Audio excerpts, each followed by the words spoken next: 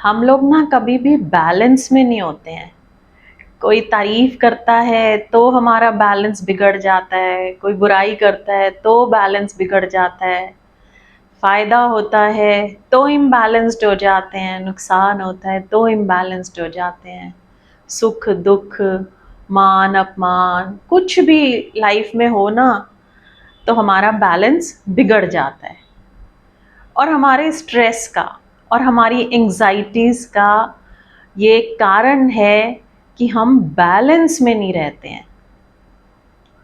तो बैलेंस में कैसे रहना है, आइए मेरे साथ। मेरा नाम प्रीति धवन, मेडिटेट विद प्रीति धवन में सीखते हैं कि हमें बैलेंस में कैसे रहना है। सभी को मेरा नमस्कार। आइए ज्ञान मुद्रा में। अंगूठे की टिप से पहली उंगली की टिप मिली हुई, बाकी की तीनों उंगलियां सीधी, कलाई का पिछला हिस्सा घुटनों को छूता हुआ। लंबे गहरे श्वास, लॉन्ग एंड डीप ब्रेथ्स। हर श्वास में प्रभु का नाम।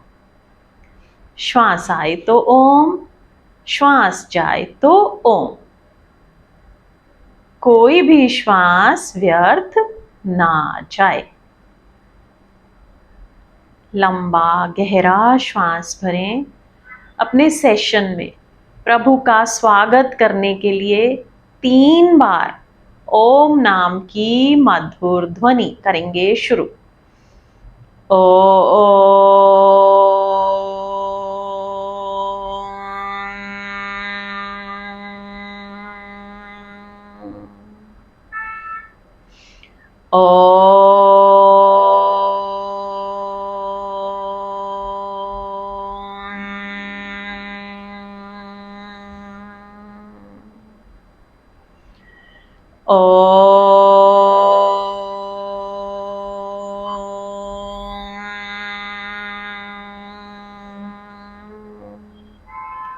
ॐ सर्वे भवन्तु सुखिनः, सर्वे सन्तो निरामया, सर्वे भद्राणि पश्यन्तु, मा कश्चित् दुःखभाग् भवेत्। ॐ शान्ति शांति शांति ही। हाथों में घर्षण। आई हुई ऊष्मा को प्रभु का प्रसाद मानते हुए अपने मुखमंडल और सारे शरीर पर धारण करेंगे। लेट जाइए अपने आसन पर। चाहें तो बैठे रहें, चाहें तो लेट जाएं, लेकिन शर्त यही है कि कंफर्टेबल होना है। बैठें तो बिल्कुल कंफर्टेबली बैठें और लेटें तो बिल्कुल कंफर्ट में। और अगर आप सोने से पहले का ध्यान कर रहे हैं तो आपका बेड बिल्कुल क्लीन होना चाहिए, लाइट डिम होनी चाहिए।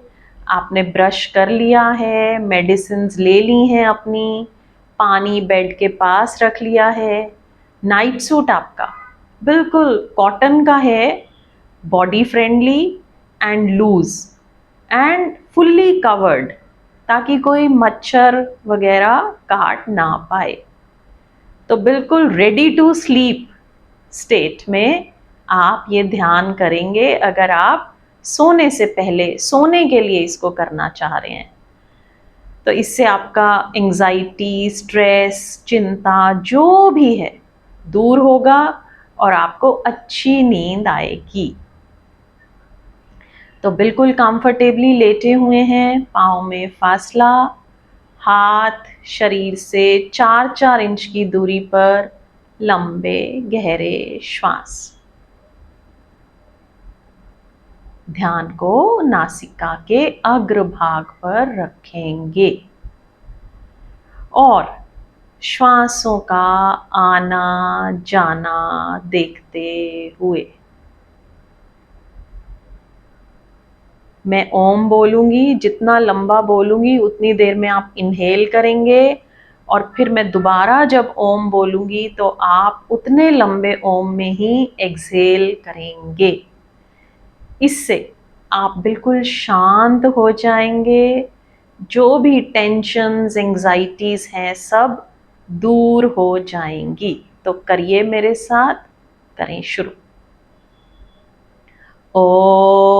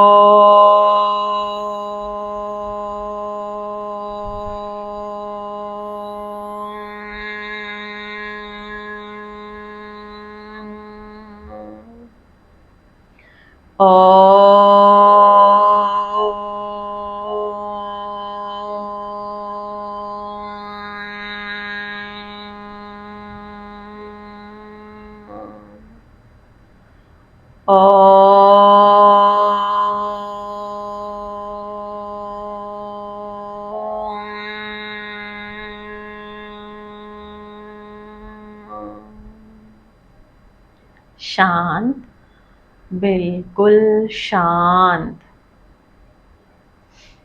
भगवत गीता के सेकंड चैप्टर में भगवान श्री कृष्ण ने योग की 2 डेफिनेशंस बताई। उनमें से एक पर आज हम बात करेंगे। उन्होंने कहा, समत्वम योग उच्यते, समता ही योग है, बैलेंस ही योग है। और उन्होंने अर्जुन से कहा कि अर्जुन, तू सर्दी गर्मी, सुख दुख, मान अपमान, निंदा स्तुति, लाभ हानि, जय पराजय, जन्म मृत्यु में समान होकर युद्ध कर, फिर तू जन्म मृत्यु के बंधन से मुक्त हो जाएगा, फिर तू पाप का भागीदार नहीं होगा। है ना, ये तो खैर बहुत बड़ी बात है, जन्म मृत्यु के बंधन से मुक्त हो जाना। लेकिन एक बात तो पक्की है कि अगर हम बैलेंस हो जाए ना, तो फिर टेंशन, डिप्रेशन, एंग्जाइटी कुछ भी नहीं होती। और हमारे सारे फिजिकल रोग्स भी इन्हीं से होते हैं, टेंशन से, स्ट्रेस से, एंग्जाइटी से। वो हमारे शरीर पर थायराइड, पीसीओडी और हार्ट इश्यूज और बीपी इश्यूज के रूप में दिखाई पड़ते हैं। जड़ जो है ना, वो यही है कि हम स्ट्रेस्ड रहते हैं या एंग्शियस रहते हैं या डिप्रेस्ड रहते हैं, दुखी रहते हैं, चिंता में रहते हैं। तो भगवान श्री कृष्ण ने कहा, बैलेंस ही योग है अर्जुन, बैलेंस में रहना सीख। तो वो कैसे सीखें? तो एक छोटी सी बात है कि जब भी कोई रिएक्शन देना हो ना सुख का या दुख का, तो 5 सेकंड रुक जाएं। ठीक है, 5 सेकंड तक बिल्कुल रिएक्ट नहीं करना है। जो भी रिएक्शन देना हो, जो भी करना हो, 5-10 सेकंड रुक के करें। एक बार एक बहुत बड़ा संत हुआ, उसके पिता ने उसको, जब वो 9 साल का था, बहुत ही छोटा था, तब उसके पिता मृत्युशैया पर थे और बड़े गरीब थे।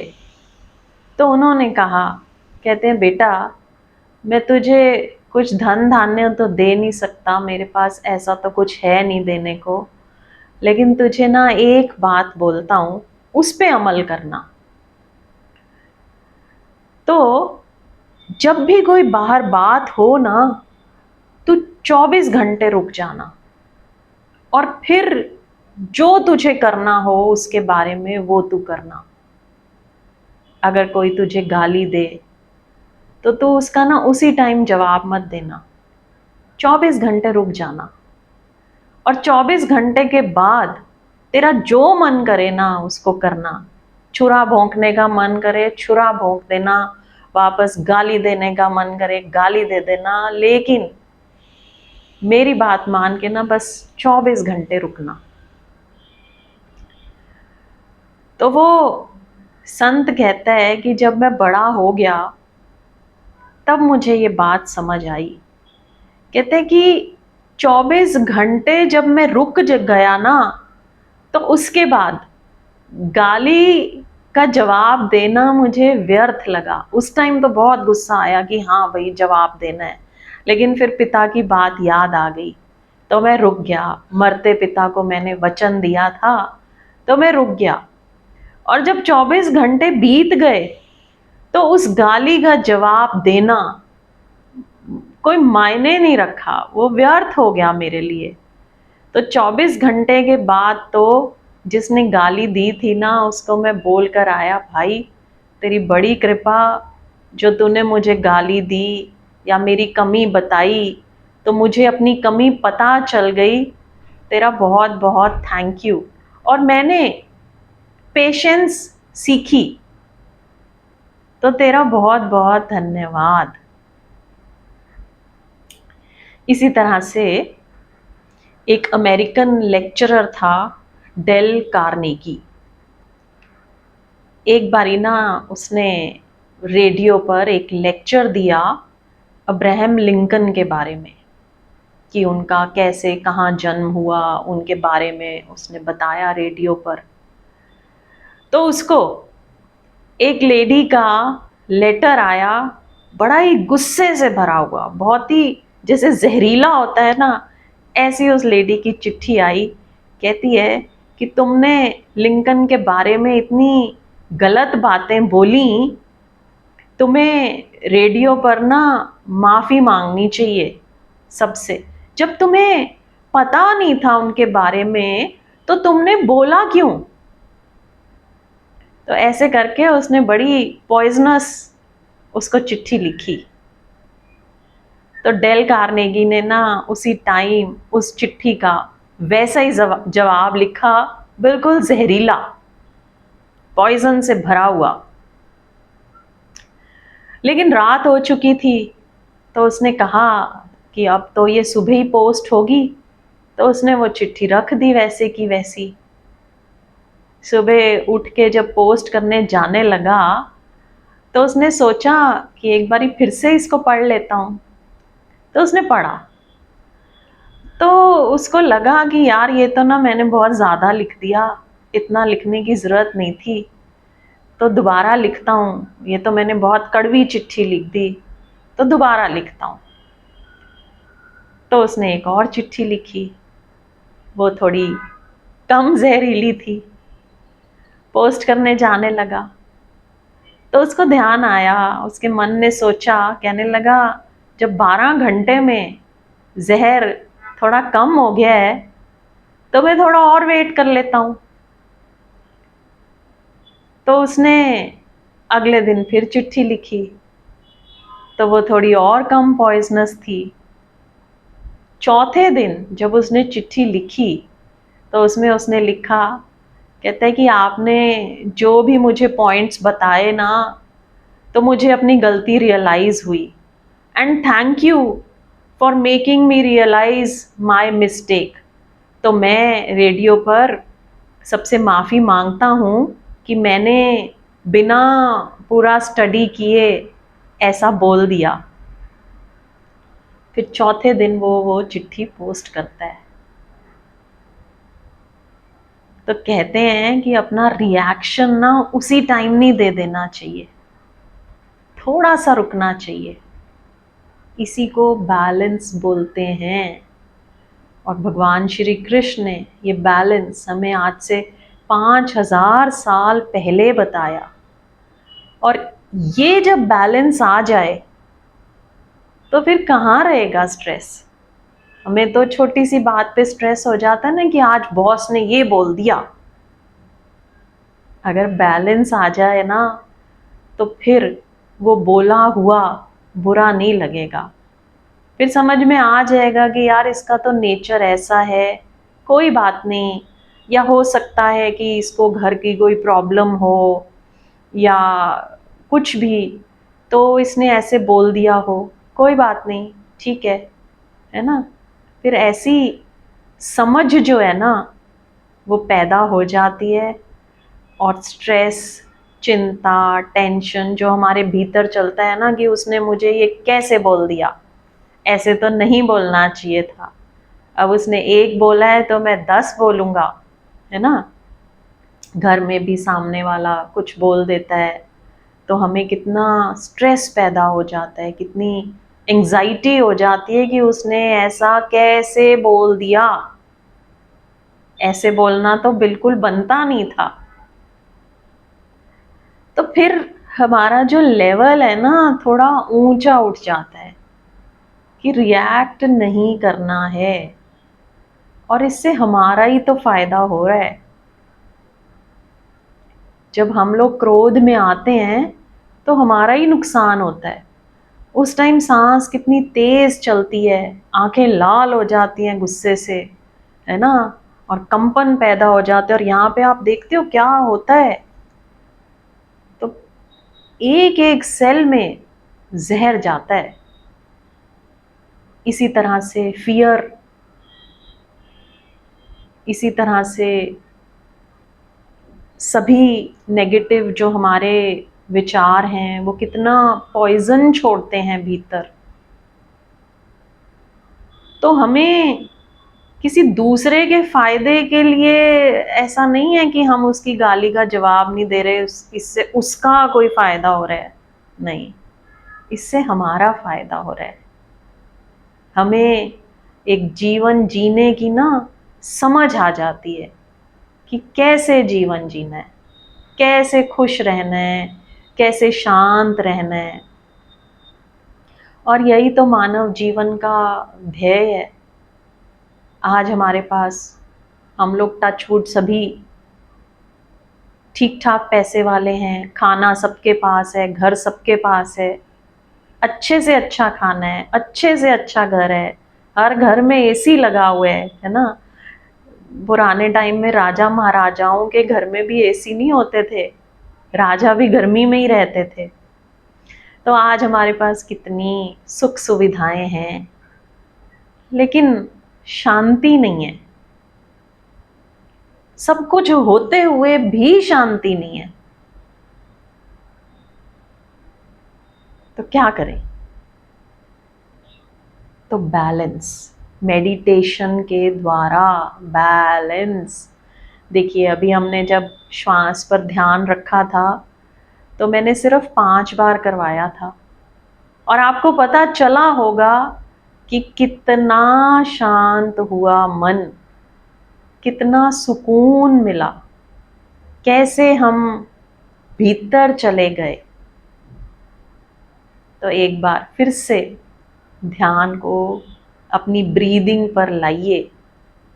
ये इंस्पिरेशनल स्टोरी सुनना, कोई एग्जाम्पल से समझना, कोई अच्छा सा भजन सुनना, श्वास पे ध्यान रखना, ये सारी चीजें जो है ना मन को शांत करती हैं। तो ध्यान इस समय श्वासों पर। इनहेल लंबा ओम, एक्सेल लंबा ओम, लॉन्ग एंड डीप ब्रेथ। जितनी लंबा ओम होगा उतनी लंबा इनहेल होगा और उतना ही लंबा एक्सहेल होगा। करिए, थोड़ा ज्यादा देर तक करेंगे अब। ओ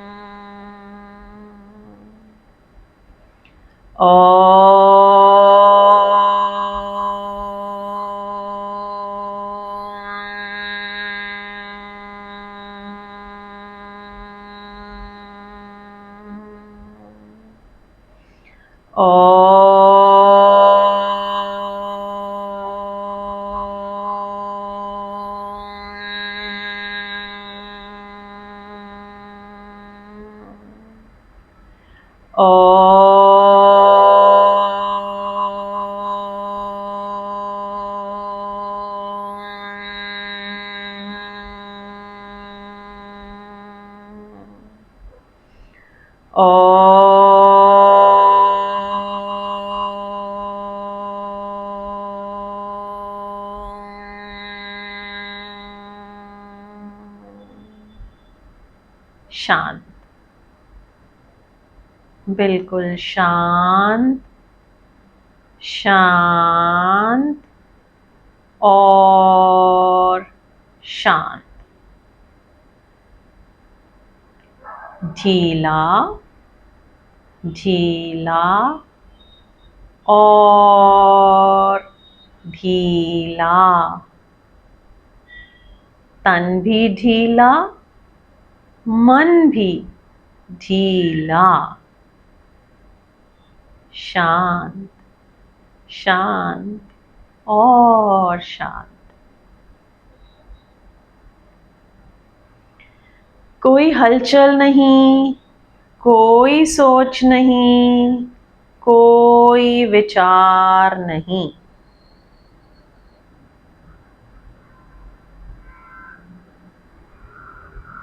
No thought, state of mind.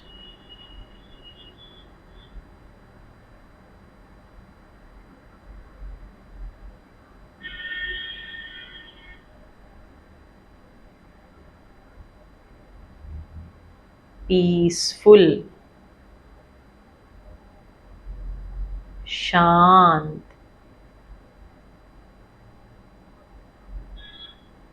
देखिए इस समय महसूस कीजिए, चेक कीजिए कितनी शांति। अब इस शांति के साथ जब सोएंगे ना, तो सुबह भी शांत मन से ही उठते हुए परमात्मा के धन्यवाद हेतु एक बार ओम की ध्वनि और शांति पाठ।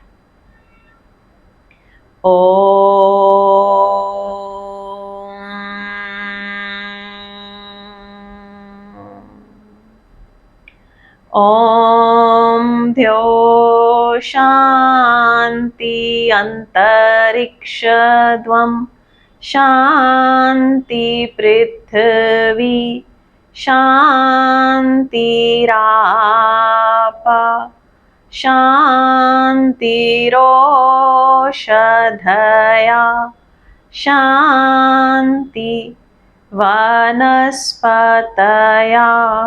शांतिर्विश्वे देवा शांति ब्रह्मा शांति सर्वेगम शांति शांतिरेवा शांति सामा शांतिरेधि। ओम शांति शांति शांति। हाथों में घर्षण। आई हुई ऊष्मा को प्रभु का प्रसाद मानते हुए अपने मुखमंडल और सारे शरीर पर धारण करेंगे। यहीं से सबका धन्यवाद, सबको नमस्कार, शुभ रात्रि, जय श्री कृष्णा, बाय एवरीवन।